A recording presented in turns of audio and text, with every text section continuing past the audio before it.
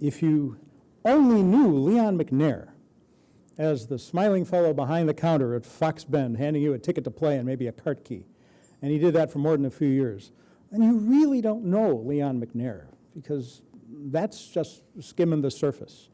In real life, Leon has worn many hats, beginning as a caddy at Glen Oak in the mid-1950s. He was a star junior player, good enough at Glenbard West High School to twice earn MVP honors, to get a scholarship to Southern Illinois, and good enough with those Salukis to help them to the NCAA Division II championship in 1964. But even then, this gentleman who grew up as a little kid in Cooperstown, New York, speaking of halls of fame, was wearing two hats at once. By 1964, he was also in his fourth summer working for Wadsworth Golf Construction, helping build golf courses and attracting the attention of the owner, Brent Wadsworth. Armed with a degree in industrial recreation. Boy, Leon, I didn't even know that existed until I looked this up. I can just see hard hats playing softball, is what I see in my head. Leon had an offer to go back to New York and to work at Xerox's new course for employees in Rochester. Instead, he went to Oswego, where Wadsworth and Bill Monnier were building, and planning to build, at least a semi-private, pardon me, I can't read my own printing here, semi-private 9-hole course that would become Fox Bend. McNair helped survey the course, worked on the crew that built it, and then, after Wadsworth sweetened his original offer by including housing, became Fox Bend's head professional. Leon did more than take tee times, though, for a course situated on an old cattle farm with cornfields all around, out in the middle of nowhere. To draw attention and to lure people to it, he created the Fox Bend Fall Classic, which thrived for decades. And once 18 holes were available, Leon used his common sense and his schooling in public relations and advertising to promote this 6,890-yard bulldog of a golf course. There aren't many courses of that length that have hosted a stage of PGA Tour qualifying. Fox Bend did, along with 3 Illinois Opens and countless other tournaments. Smile by smile, handshake by handshake, Leon McNair made Fox Bend a go-to destination. His golf shop was recognized 9 times as a top 100 facility in the United States. He spent 39 years in that shop, but in that time and beyond, he's done more than sell green fees and balls and shirts. With clubs in hand, he qualified for a National Club Pro Championship, as they called it then, and eventually the National Senior Club Pro as well. Played on the 1978 Radix Cup team on the professional side. Now, all that makes for a fine career. But what Leon McNair has done off the clock is what sets him apart, and really is why we honor him tonight. He also rose through the Illinois Section's board, including a stint as president. It was while serving his fellow professionals that he co-founded the Illinois PGA Foundation, which has led to the betterment of the game and many people and groups associated with it, ranging from Maryville Academy to the Hall of Fame he rightfully joins tonight.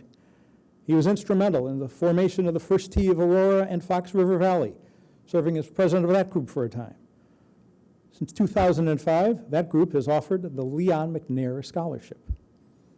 Today, he continues to helm the Wadsworth Golf Foundation, which since 2009 has boosted Leon's concept of links across America, short courses aimed at developing young golfers to the masses, bringing them into the game and keeping them there. Today, there are more than a dozen courses already and more on the planning boards. And there's one other thing Fox Bend and Leon McNair did together. He came up with this concept of work for golf for youngsters, getting them into the business early. As interns, they could earn a little money. They could move up the ranks, learn how to comport themselves around adults. Not caddies, because they didn't have caddies at Fox Bend, but in the shop, cleaning carts, doing this, that, and the other thing. Many people did, and they are great successes. And that's a lot of hats Leon's worn. But Leon's never gotten a big head. He just put his head down and went to work every day, trying to make a difference. And he did.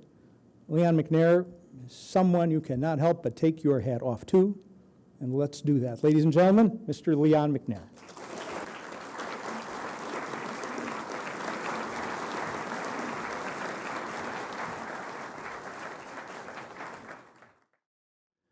When I was 11 years old, I made the decision to get on my bike and ride over from Lombard to Glen Oak Country Club in Glen Ellen and become a caddy.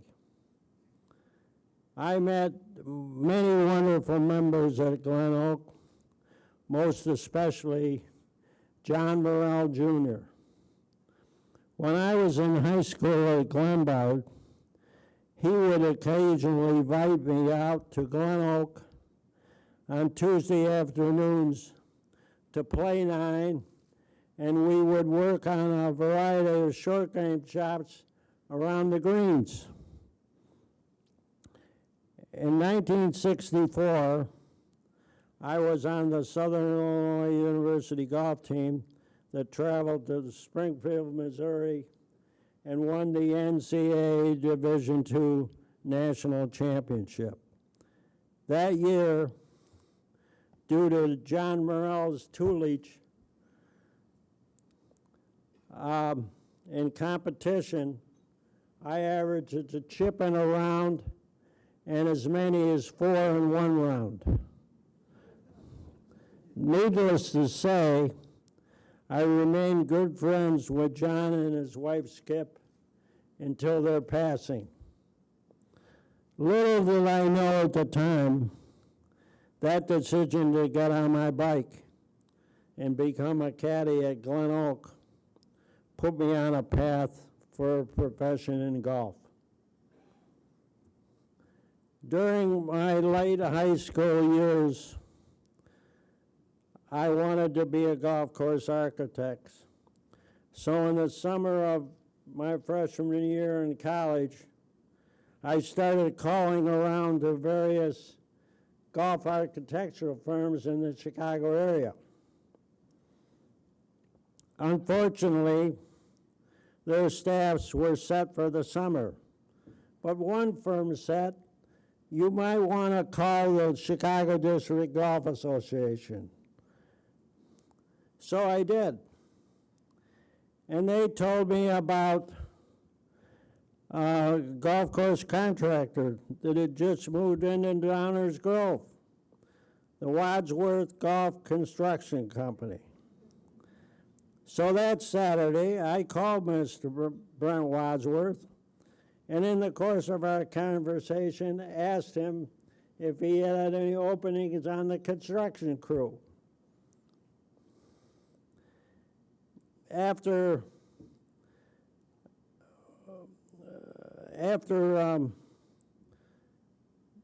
he said he would check and get back to me. At the suggestion of my father, I got in my car that afternoon and went down and met Mr. Wadsworth. After an hour or so of discussion, he offered me the job in the afternoon in 1961, and that was the beginning of a wonderful relationship with Brent Wadsworth that still exists today. I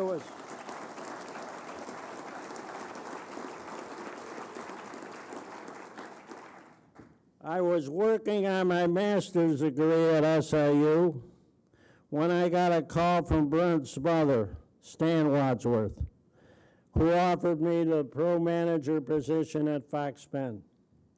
I accepted, and that was the beginning of a 38-year run until my retirement in 2005. During those years, I worked for Brent Wadsworth and his partner, Bill McNair, from 1967 till they sold Fox Bend in 1980 to the Fox Valley and Oswego Island Park Districts. For the next 25 years, under Park District ownership, I worked for Bob Vaughn, the executive director of the Fox Valley Park District. During my years at Fox, 38 years at Fox Bend, I was actively involved in the PGA. Over the years, I have been fortunate to develop many lifelong PGA friendships, many who are here tonight. About a year before I retired, Brent and Jean Wadsworth came and asked me to come to work part-time for their foundation that was established in 1997. After a few laughs about Brent's concept of part-time, I gladly accepted.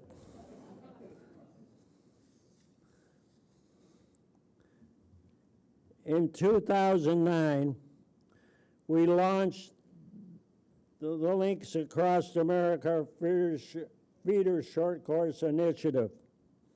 Ladies and gentlemen, the reason we launched the Links Across America is, other than a few rare cases, affordable golf for youth does not exist in this country. The mission was to develop feeder short courses, 3-hole, 6-hole, or 9-hole, across the country to provide affordable golf, especially for youth, families, adult beginners, and individuals with injuries and disabilities.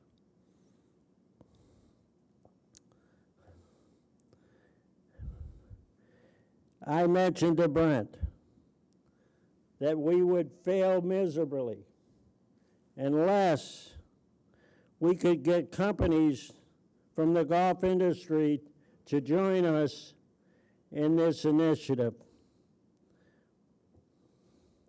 Currently, we have 61 company partners who are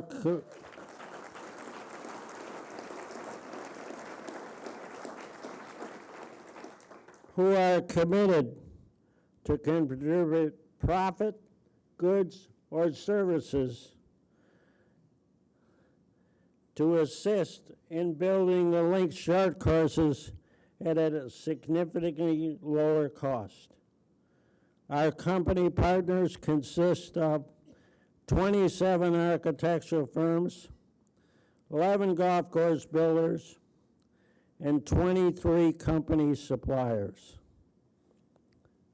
In 2010, we started construction on our first Links short course for the Dundee Park District. And at the end of 2013, we had 18 facilities in 13 states. In 2014, we added 5 more. This year, 6 more. So at the end of this year, 2015, we will have 29 short course facilities in 16 states.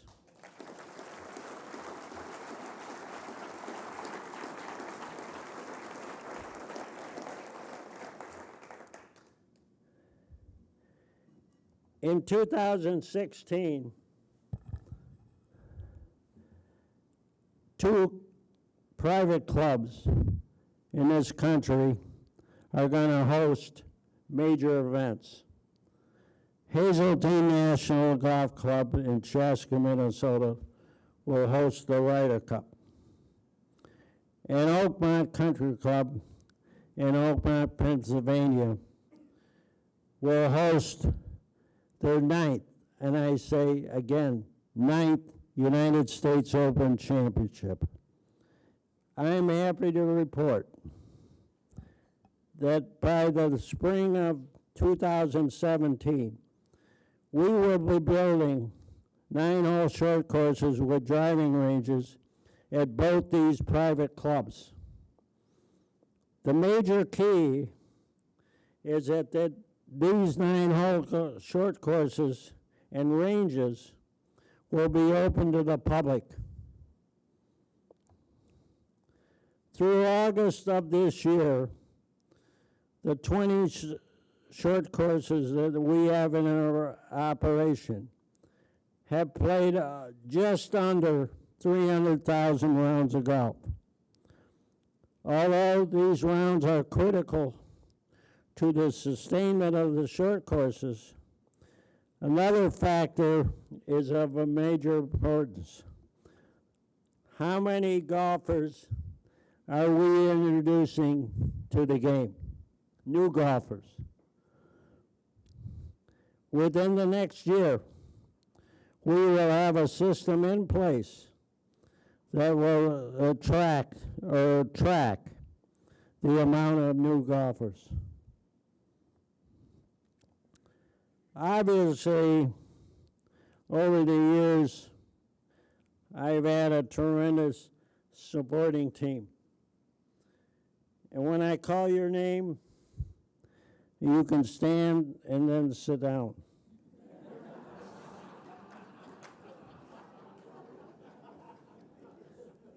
Brian Lucky and Tom Tierney.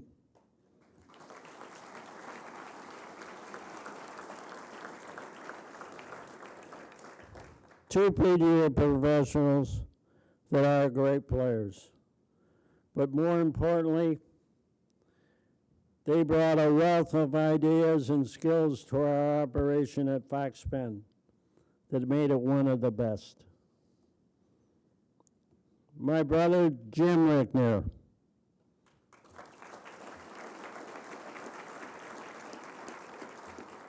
In 1970, Jim became the superintendent of Fox Pen.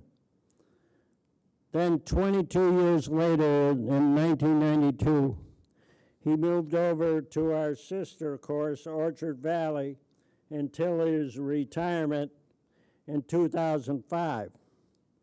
During those years, Fox Pen was ranked in the top 20 public, and Orchard Valley was in the top 5 public courses in the Chicago area. When Jim moved over to Orchard Valley in 1992, the two superintendents that kept our positive tradition alive at Fox Pen were Dan Sturr, followed by Bob Kolstadt.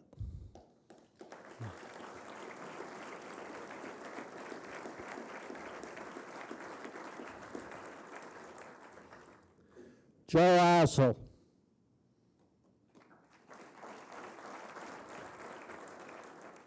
The CEO and founder of Golf Tech.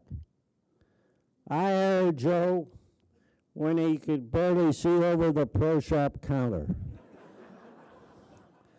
Today, Golf Tech gives over 800,000 lessons a year and employs more PGA professionals than any other company in the business of golf. Joe, like Brian and Tom, made our operation at the Bend stronger. Our two sons, James and John.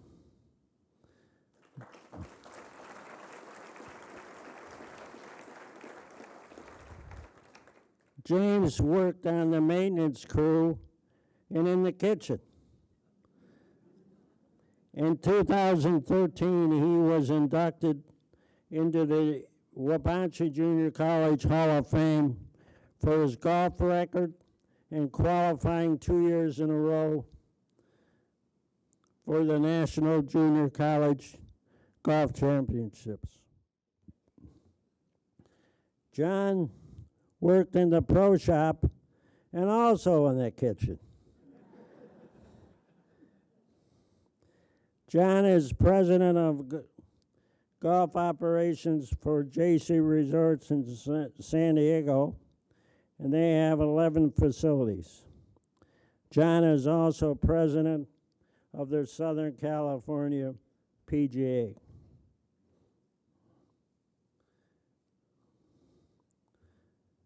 My wife of 50 years, Carol Ann,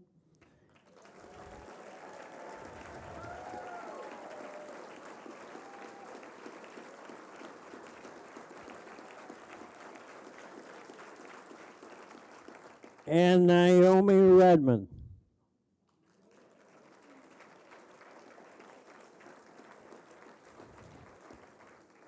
Carol and Naomi worked in our operation for over 30 years. They were greatly involved with our merchandising operation at Fox Pen, and that is one of the reasons, as you heard earlier, we were voted 9 straight years as one of Golf Shop Operations' top 100 pro shops.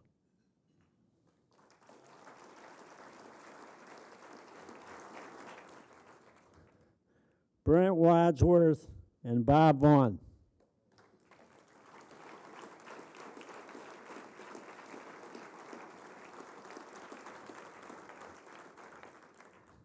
Simply said, over 38 years, I could have not worked for 2 greater individuals.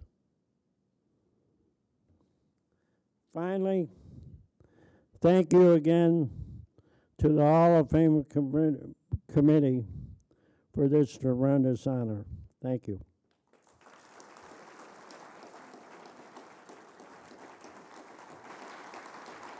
Stay right here.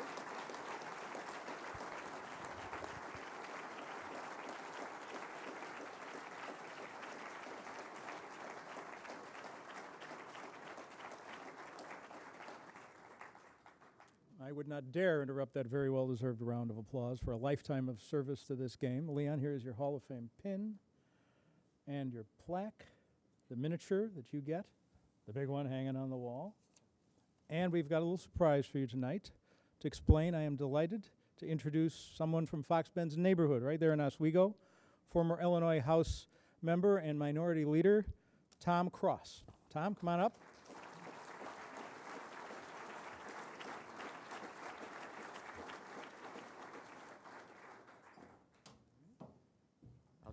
I'll do this quick, but thank you very, very much. I'm not sure Leon even remembers this, but in 1983 I graduated from law school, and what I didn't know at the time is his dad had given him a set of golf clubs when he graduated from school, and my dad wanted to give me a set of clubs. And he retired at the time, a Methodist minister, didn't have a lot of money, and he went to, we didn't know each other at the time, he went to Fox Bend and bought a set of clubs. Well, I think one of the boys that had them.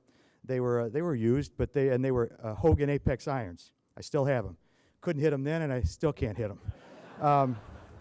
And Lutke can tell you that for a fact. But my dad said, you got to get to know Leon McNair, and over the years I did, and Leon and Carol and the boys. And I saw that you were going to give this award to Leon.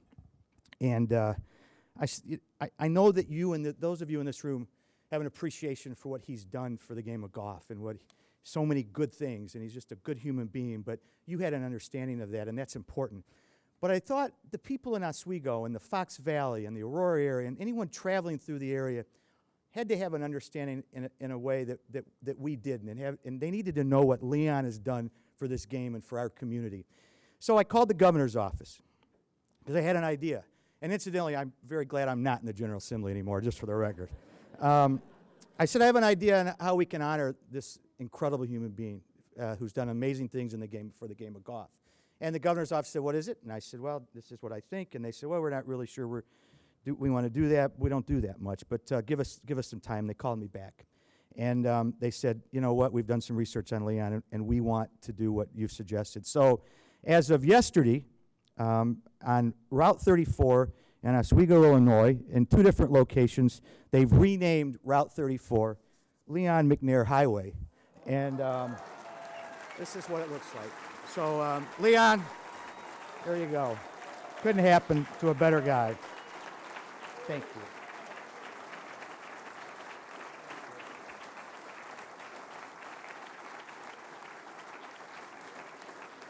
You guys want to do this? You want to hold this up here? Why don't you go? Why don't you guys go? This is known as the path to greatness for Leon McNair. Leon? Thank you, Tom.